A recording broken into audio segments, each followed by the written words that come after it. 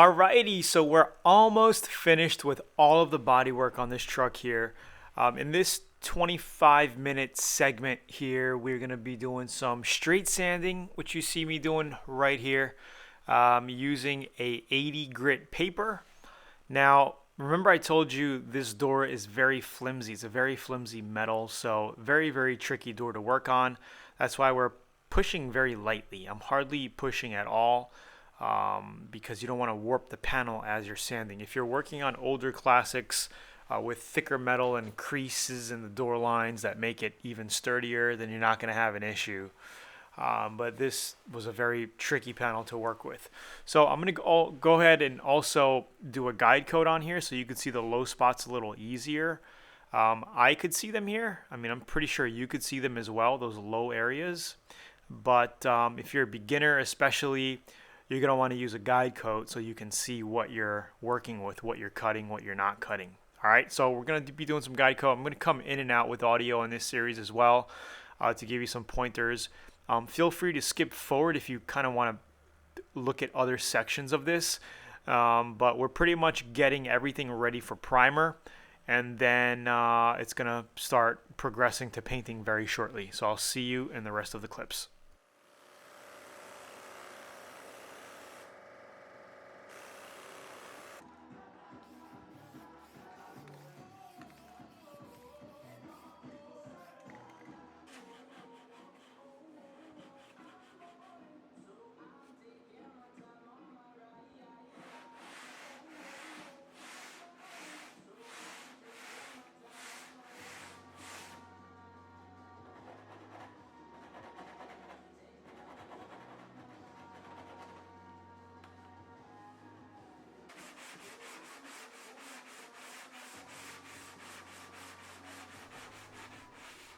So as you can see how wavy the panel can get, you know, how flimsy it is. But I'm just taking my time, making long strokes here, sanding the panel little by little, and just knocking off the high edges. So just take your time when doing this. The goal is to get everything white, right, to eliminate the dark low spots.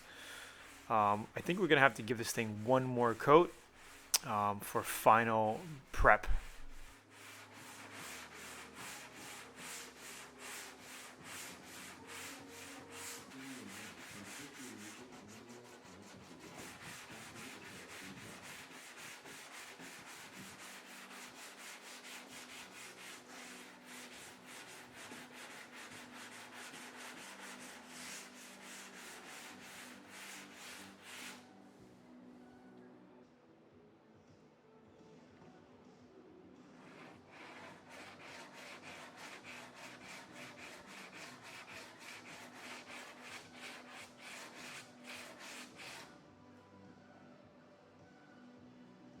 Keep going.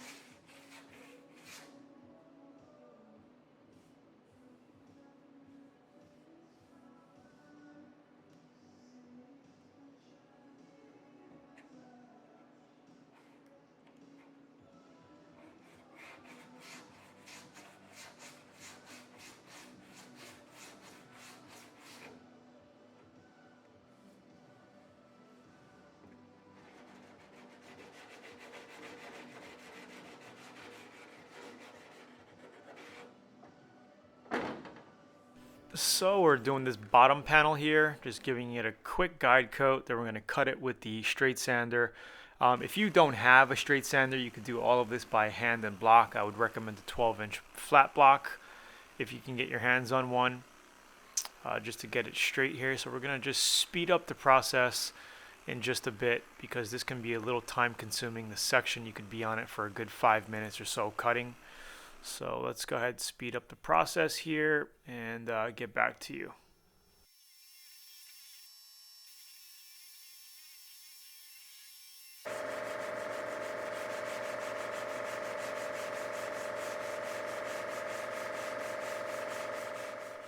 I always like to kind of finish off with hand blocking because you could really feel the panel and you know, work your tricks around each little section better than a machine can do.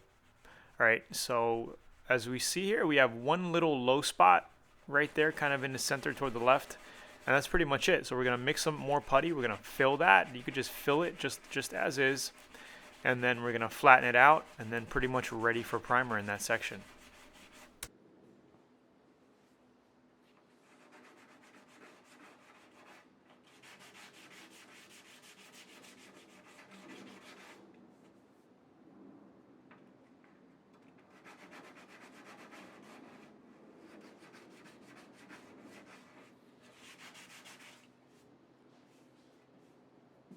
Now we know we have to fill this. This feels okay. This, very lightly, this could probably just be blocked out, hand sanded out. You won't even notice it. I would actually use a DA up in here, very, very fine. So I'm not going to really worry about that too much. Maybe I'll put a skin on it as I cover in here, okay? Now if you see something like this, all you have to do is blow it out really well. Scuff the area a little bit. Okay, and you could lay another coat of filler right on top of that. No big deal. So let's go ahead and just do, you know what? You know what I'll do with this little baby here? I'll put some guide coat on it. It's really unnecessary to do it, but I just wanted to give you guys how it looks, how a guide coat's supposed to be, okay? Don't breathe this, Maya Lou. So we let this dry. So a guide coat is supposed to show you your high and low spots. So that's what you do. I like to use flat black if I use it. Usually I just use a primer. I won't even use guide coat. I use primer. And honestly, I don't even use a guide coat because I know, but because I'm teaching you guys, I want you to be able to see the low areas. That's why I'm using a guide coat here. Danny G said yes.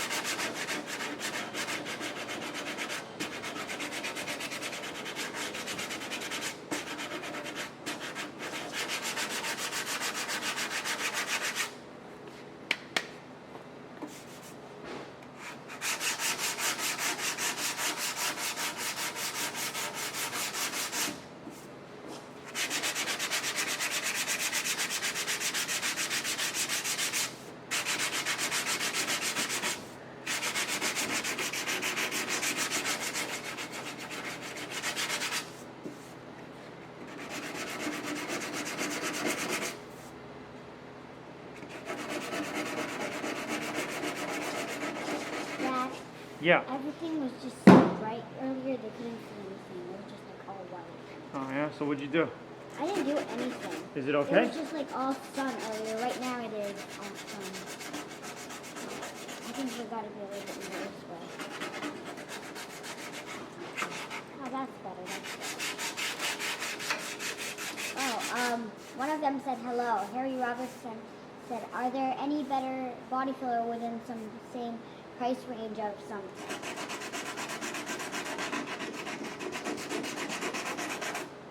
Well, I'm using the Evercoat Z-Grip, and I got it on sale for I think 25 bucks. Usually it's like 45 to 50. I think it's pretty good. Where's my hammer? Your hammer? I got it. So we have a little high spot here, as we can see. When we pulled it out, we just pulled it out a little too much. So there's metal here, little high spot. So what I do in this case is just tap it down lightly. Okay, if you can't tap it like this and hit it, what I do is I use a pin style hammer like this. I put it on where it's too high, and then I tap it, just to give you an idea. Very little, okay? And then we just give it a little coat. Here too.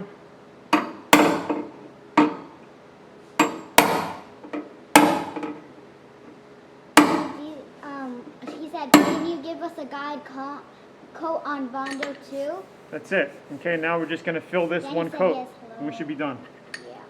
Yeah. Okay, so we did a guide coat on the bottom here. This just needs to be filled. Stop. We're gonna make it turquoise and white. Wow, we have to fill it one exhibit fan.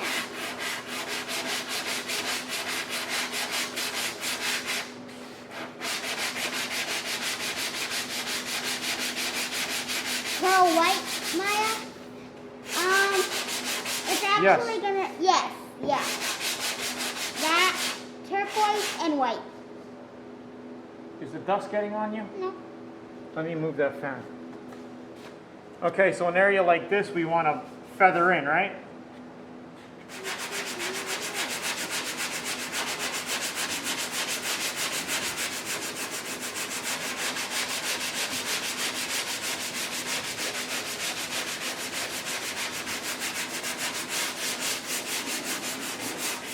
My birthday tomorrow. I think metallic to lay even throughout the whole paint job. Don't understand it. I don't know.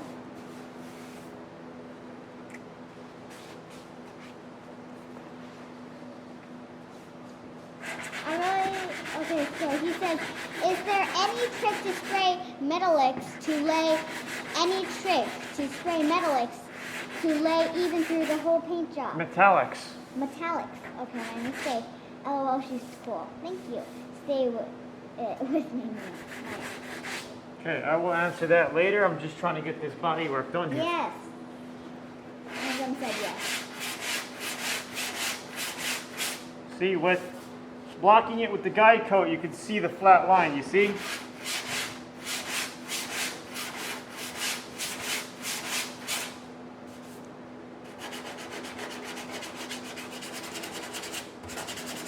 Hey, Rocky. There's Rocky over there.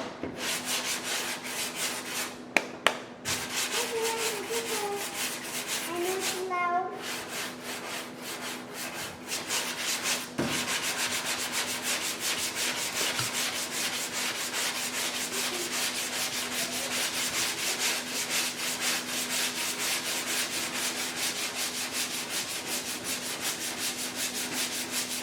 Rocky has come to join us.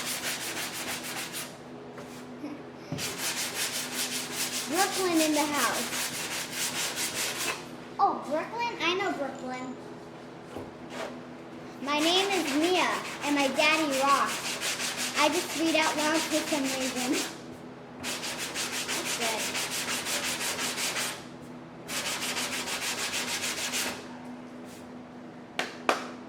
This got a feather right in here. Right there.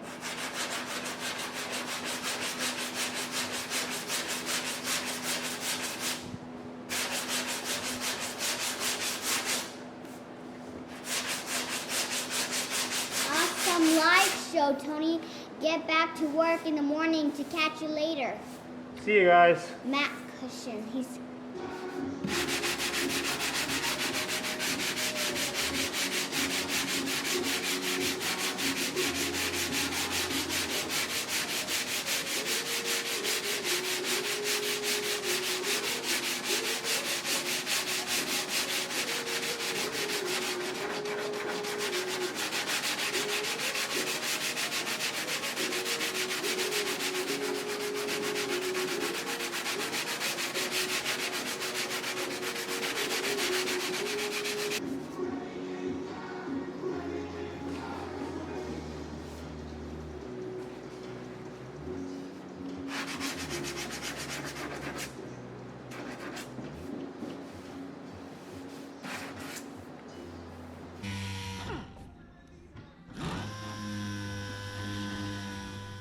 So I have a 320 grit on my DA here, and all we're doing is sanding the body panels.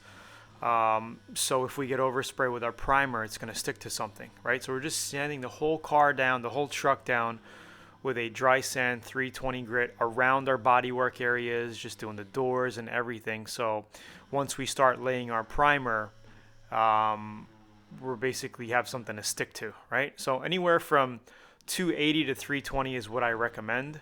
If you're putting a good 2K primer over it, it'll fill everything and you won't have any issues. All right, so we're going to continue sanding all around the truck now, get everything ready for primer. Then I'm going to take it outside and I'm going to hit the door jambs by water sanding.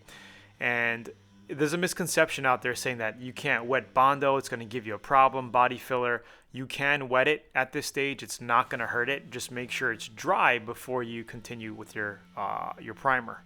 All right, so I wouldn't recommend priming it that day. If you're going to be priming it the next day, then no problem, right?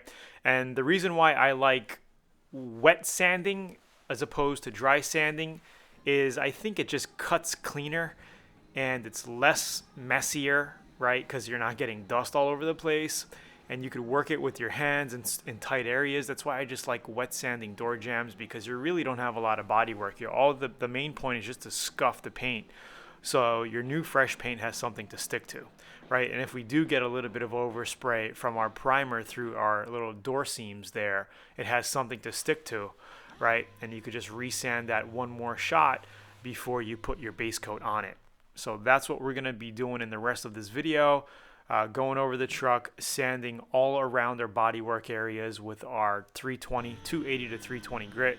Here I'm just kind of taking off some heavy scratches on the bed here, and then we're going to mask up and we're going to prime. So we're almost there.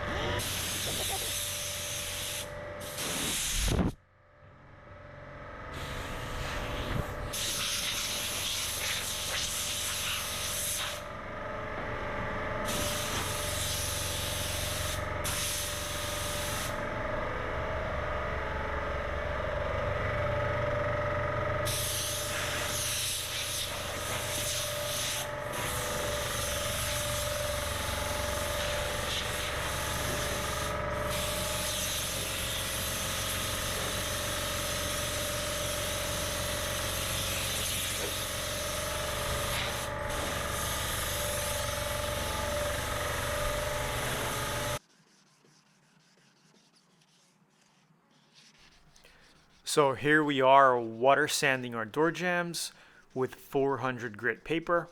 Perfect paper to do door jambs with when you're water sanding.